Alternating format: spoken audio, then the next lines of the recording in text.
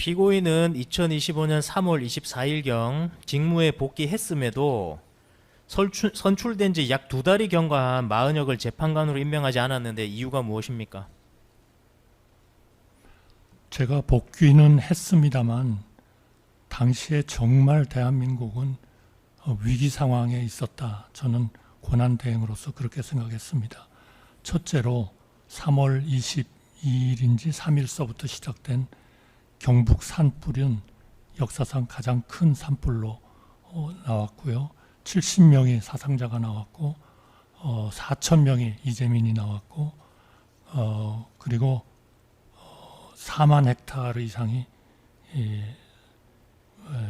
화염에 휩싸여서 문제가 됐습니다.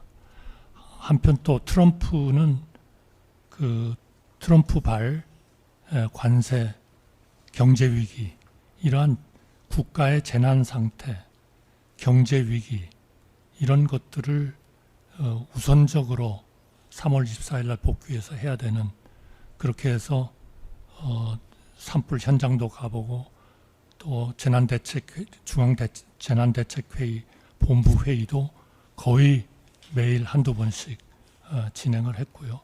그래서 전체적인 국가의 우선순위가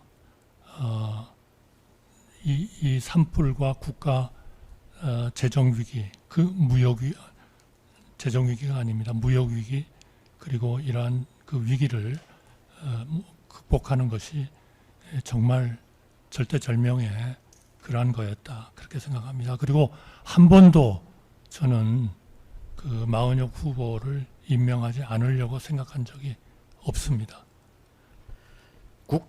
추가 질문 좀 하나 하겠습니다. 국회 선출 헌법재판관을 언제 임명해야 되는가, 그 시기에 대해서 즉시 지체 없이 상당 기간 등 여러 가지 견해가 있을 것 같습니다. 그렇지만 그러한 어떠한 견해에 의하더라도 선출된 지 2달이 경과했으면 이미 즉시에 걸리기 때문에 즉시 지체 없이 상당 기간 어떤 견해에 의하더라도 다시 직무 복귀하신 즉시 임명했어야 되는 것 아닙니까? 제가 허용해 주신다면 제가 복귀한 다음에 정확히 16일 만에 임명을 했습니다. 4월 10일 날 트럼프 대통령이 대한민국에 대해서 관세를 유예 조치를 했습니다. 그걸 위해서 저는 4월 8일 날 오후 9시에 28분 동안 트럼프와 직접 통화를 했고 한미 간에 어떻게 이 문제를 해결할 건가 하는 것을 눈코뜰 새 없이 고민을 했습니다. 산불도 마찬가지입니다. 4월 7일까지 15번을 중앙재난안전본부 대책회의를 직접 주관을 했고, 그 산불 현장을 갔었고, 또 이재민들에 대한 주택 문제를 관계부처와 고민을 하고 하는 일들을 했었다는 말씀을 감히 드리겠습니다. 44망입니다. 피고인이 다시 직무에 복귀하신 2025년 3월 24일 무렵에는 윤석열에 대한 탄핵 심판과 관련하여 헌법재판소가 11회에 걸친 변론기일을 끝으로 변론을 종결하고 평의에 들어갔고, 선고기일은 아직 지정되지 아니한 상황으로서 당시는 국가의 수반이 직무에 복귀하거나 파면이 될 경우 새로운 대통령을 선출해야 하는 상황이었는데, 이러한 사안이 후순위로 밀릴 수 있는 겁니까? 감히 말씀드린다면 전체적인 국가의 우선순위에 있어서는 산불, 경제 위기 이런 문제도 굉장히 컸다 하는 그런 말씀을 드리고요. 그리고 헌법재판소는 나름대로 저의 그 헌재 기각 판결에도 조금 있습니다만 어쨌든 그 헌법재판소도 전체적으로 심리나 이런 것들에 대한 것이 진행은 되고 있었다. 그렇게 생각을 하겠습니다. 고난 대행으로서는 결국 어떤 거를 우선순위에 둬야 되느냐 하는 불가피한 결정을 해야 되는 때가 있다. 또 그것이 저의 임무이기도 하다. 저는 그렇게 믿습니다. 산불 사태의 경우에는 제가 언론으로 확인한 건데 2025년 3월 30일에 최종 진화됐다라는 소방청의 그 발표 언론 보도가 있었고요. 3월 30일입니다. 피고인이 트럼프 대통령하고 통화한 것은 2025년 4월 8일 21시경에 30분 통화하신 걸로 보도자료 나온 걸 확인했는데요. 전자결제로 인사 안에 제가 결제만 하는 업무를 바빠서 하지 못했다는 건 이해하기 어려운데 어떻습니까? 왜냐하면 고민할 필요 없이 사실관계를 틀린 사실관계를 지금 기억에 의존해서 피고인이 답변을 해야 되는데요. 3월 30일에 최종 진화된 거는 일부입니다. 그 뒤로도 산불, 그래서 그런 4월 달에 진행된 산불에 대해서 저희가 참고 자료로 여러 물론 증거로 됐지만 채택이 안 됐습니다만 다 증거로 참고 자료 제출을 했습니다. 그거는 3월 30일에는 불이 약간 지나서 다시 또 막 재발하기 시작하고 해서 그것이 4월 초까지 계속 진행이 됐습니다. 그거는 신문지상에도 이미 다 알려졌는데 이거를 전제로 해서 물어보시면 아마 기억에 의존해야 되는 피고인 입장에서는 상당히 답변을 드리기가 어려울 것 같습니다. 지금 변호인께서 말씀하신 거 그냥 조서에 속기록에 다 남겨주시고요. 예.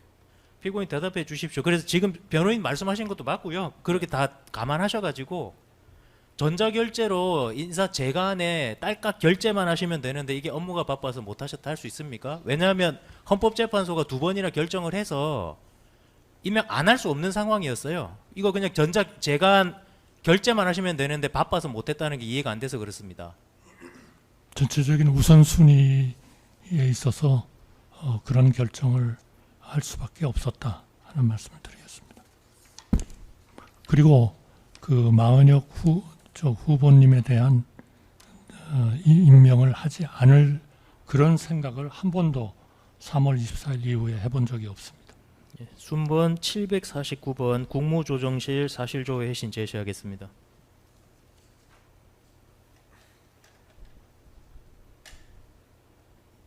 이게 국무조정실에서 제출받은 헌법재판관 임명 재간 결제선입니다. 실제로 이루어졌던 결제 라인이고 그래서 인사혁신처에서 기한을 해서 상신을 하면은 국무총리가 부서를 합니다. 그래서 이때는 이제 최상목이 부서했었는데 이제 피고인이 직무대행이실 때는 피고인이 계셨으니까 여기 부서자로서 한번 결제하시고 재가자로서 결제 한번 하시면 됩니다. 아까 말씀드린 거예요. 이렇게 하면 되는 거고 인사혁신처가 문서는 다 기한해서 올리는 것이고 마흔역으로 결정되고 마흔역을 취소할 수도 없는 것이고 헌법재판소가 적법하다고 했는데 이 문서 결제 못했다는 게 이해가 안 됩니다. 저는 특검님께서는 그렇게 생각하실 수 있겠지만 국가 전체를 운영하는 차원에서 보면 권한 대행으로서는 그럴 수밖에 없는 그러한 그 상황이다 하는 말씀을 드리고요. 당시에 저는 법률 전문가가 아니라 뭐 정확히 그거는 모르겠습니다만 당시에 그 헌법재판관이 추가적으로 임명이 되면 이미 그 변론이 끝난 상태에서는 다시 변론을 재개하기 때문에 오히려 전체적으로 기간이 더 늦어질 수도 있다. 아마 그런 얘기도 있었던 것으로 저는 뭐 제가 법률 전문가가 아니라 정확히 모르겠습니다만 그런 얘기도 있었습니다. 누가 그렇게 얘기하던가요? 재판장님 물어보셨어요. 재판장님. 네. 네, 누가 그렇게 얘기하던가요? 아니면 제가 그건 취소하겠습니다. 뭘 취소하신다고요? 제가 지금 말씀드린 거를 취소하겠습니다. 피고인은 윤석열 아니 지금 재판장 제지해 주시죠. 저기 뭐 피고인하고 지금 대화를 하시는 거는 언론 지상에 반대 아마 신문으로 해주시죠. 좀 나왔던 것 일단 같고요. 방금 뭐 취소하신다는 게 지금 변호인께서 말씀하신 순서가 아니라서 제가 물어보겠습니다. 그러면 방금 취소하신다는 말씀은 어떤 진술에 대해서 취소를 하신다는 말씀이신가요? 제가 그 새로 임명이 됐을 때에는 변론을 제기해서 더 저 판결이 늦어질 수 있다라고 얘기한 것이 뭐 사실이 아닐 수 있겠다 그렇게. 뭐 사실을 묻는 게 아니고 방금 말씀하셨을 때 누가 이렇게 이제 이야기를 해서 들은 적이 있다는 취지로 말씀하셨기 때문에 누구로부터 어느 그런 이야기- 언론에 나섰던 것 같습니다. 언론에서 그렇게 내용이 나와 있는 걸 들었다는 얘기 말씀이신가요? 제가 그냥 얼핏 읽은 것 같습니다. 말씀하신 대로 그대로 남기겠습니다. 네.